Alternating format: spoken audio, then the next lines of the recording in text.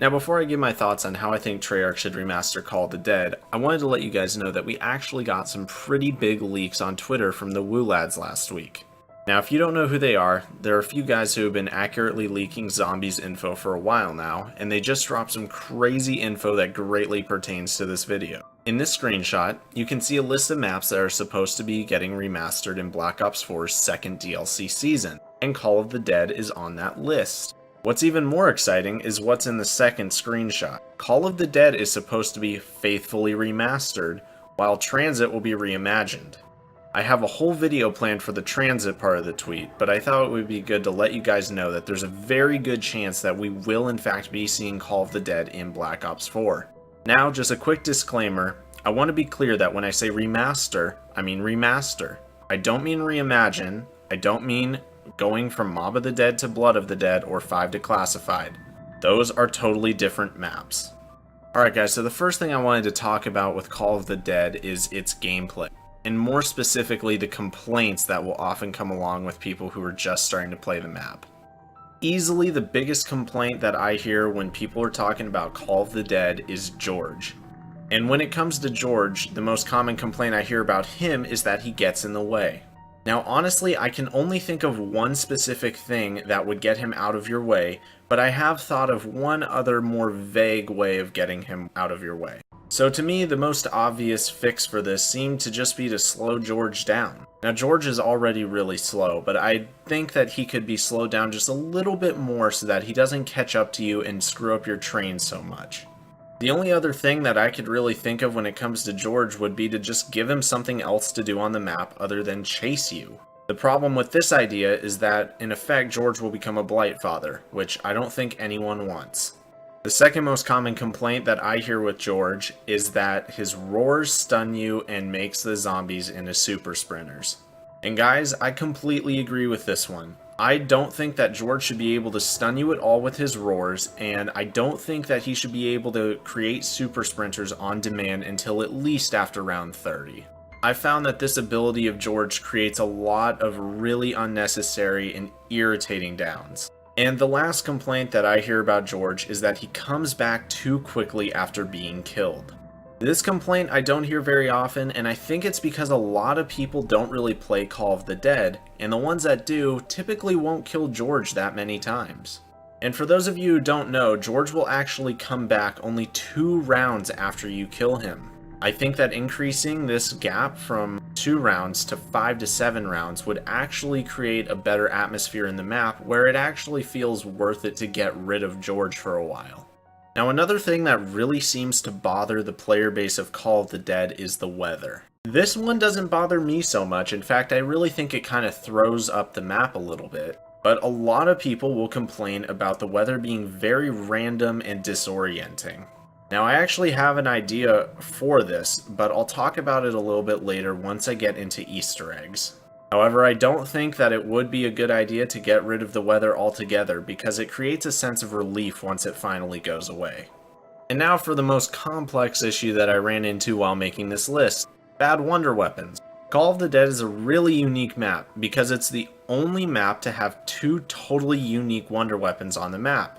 Technically Buried had both the Paralyzer and the Mark II, but the Mark II is added to all Black Ops 2 maps. The most obvious issue with the wonder weapons is the VR-11. I think it was pretty clearly added in for the Easter egg and really not for much more. In Black Ops 1 they just kind of left it as a simple one-shot kill weapon that will only affect 1 zombie. And I actually think there's a couple ways of tackling this. The first one being the very popular trend of elemental upgrades. Now I think these have been really popular in every Call of Duty map they've been in because they create something unique and different based off of a default platform. Now don't take this suggestion to mean that I think we need like Origin style elemental upgrades. I'm thinking something more like an ice upgrade, which would fit the map really well. Potentially an ice upgrade could still turn 1 or more zombies into humans again, and then also slow down the zombies in the surrounding area, as well as, of course, adding more ammunition to the weapon. Another elemental upgrade that I think would actually fit the VR-11 quite well would be a death elemental upgrade. I think this would fit pretty well due to the fact that the VR11's default ability is to actually bring a zombie back to life. So real quick guys, I was in the middle of editing this and I realized that a really cool way that the VR11 could actually be upgraded to the death variation would technically be a downgrade. What Treyarch could do is they could make it so that you actually have to break the VR11 in some way so that it has the opposite effect that it normally would. Anyways, this is just a quick thought that I had while editing. Enjoy the rest of the video. Now exactly what this death upgrade would do, I don't know. I don't want it to be like the one on Ancient Evil. I want it to do its own thing in a way that still feels like the VR11. Now, I'm not even really sure I'd want more elemental upgrades, despite there being a trend of 4 elemental upgrades for 4 players on the map. But remember, we have the Blundergat on Mob of the Dead and Blood of the Dead that only has 2 upgrades. I'm really curious to hear your suggestions for the VR11 because I think it is potentially one of the most neglected wonder weapons, if not the most neglected wonder weapon in all of the Call of Duty games. So please go ahead and leave your suggestions in the description for what could be done to make the VR11 a viable gun to use. Now the other idea I had for the VR11 would be a more classic splash damage or charge shot upgrade. This kind of upgrade could potentially be easier since it wouldn't have to add in any parts or rituals to go through that a elemental upgrade might demand. In my mind, this style of upgrade to a VR11 would be where you would charge up a shot, and then when you release the trigger, it would fire out whatever the ammo goo stuff is in the VR11, except it lingers around and spreads from zombie to zombie, almost like a Wunderwaffe effect. Except instead of going away as soon as it kills the zombies, it would actually linger around for a few seconds and turn all those zombies back into humans as well, effectively creating a giant monkey bomb. I think this would be a much easier fix without creating any storyline implications to the weapon. Now, as for the scavenger, a lot of high rounds players will complain about it getting weak and running out of ammo fast, and this is certainly true even in the low 40s. Now, as we know, there's a fairly generous health cap that was implemented in Black Ops 4 that was not in Black Ops 1. And if you didn't know, zombies in Black Ops 1 will eventually get to the point where they actually have more health than George. So between this health cap as well as double pack-a-punching your guns, I was thinking that maybe an interesting upgrade for the scavenger would be to give it a special alternate ammo type. I know this is a really basic solution, but given the fact that we don't want to necessarily change the storyline, I think it might be interesting to just add in its own proprietary double pack-a-punch effect. Since the scavenger is an explosive weapon, I was thinking that it could potentially have a double pack-a-punch effect where it has multiple explosions for one shot. Either way, whether or not they do in fact change the scavenger in some way, it will be a significantly easier wonder weapon to buff, sort of like how the Winter's Howl was buffed in Classified. Now moving on to the story, personally I really don't want it messed with too much because I don't like the idea of altering already existing canon material in the map. Something I do think that would actually make the storyline better would be if they would add in cutscenes for the Easter egg where they didn't actually have them in Black Ops 1. For example, we never actually see the inside of the room that the Ultimus crew is stuck in the Easter egg. There are some minor descriptions of the room through audio quotes, but we never see any glimpse of the inside of the room, and I think it would be a great opportunity for Treyarch to create an end cutscene to the Easter egg where the camera is inside the room with Ultimus and we get to see them actually leave. And now for Easter eggs, I think this is an area where Treyarch could really make the map shine or make it feel drastically different and just not like Call of the Dead.